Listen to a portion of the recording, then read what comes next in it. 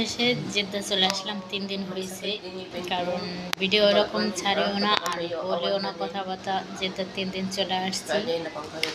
আর দুই কথা হলে আইসি পর কষ্ট হয়ে গেছে এই জায়গায়। এমনিতেই জেদ্দা যদি মরা মরা আয় মানে মগু বাসার যারা আছে সব যদি আয় তাহলে একটা জ্ঞান ঝামেলা দুনিয়ার। তো আইসি এতটি মানুষ হইলো 15-16 জন মানুষ, টয়লেট দুইটার ভিতরে কেমনে কি যায়। একটা টয়লেট নষ্ট, এটার ভিতরে টিস্যু গালাইয়ে থই, এটা যায় নষ্ট হইয়া এটার ভিতরে ঢুকা যায় না ভাই। এইরকম করতে করতে 3 দিন গেছে গা।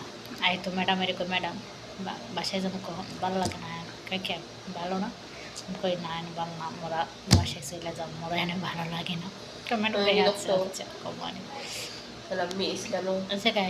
মানে 1 সপ্তাহের উপরে থাকবে। আর দুই কথা হইলে আমার বাসায় যারা আছে সব মানে আমি যারা বাসায় থাকি এরা সফরে চলে যাবে 2-3 বছর পরে, এমনকি আসতে পারে।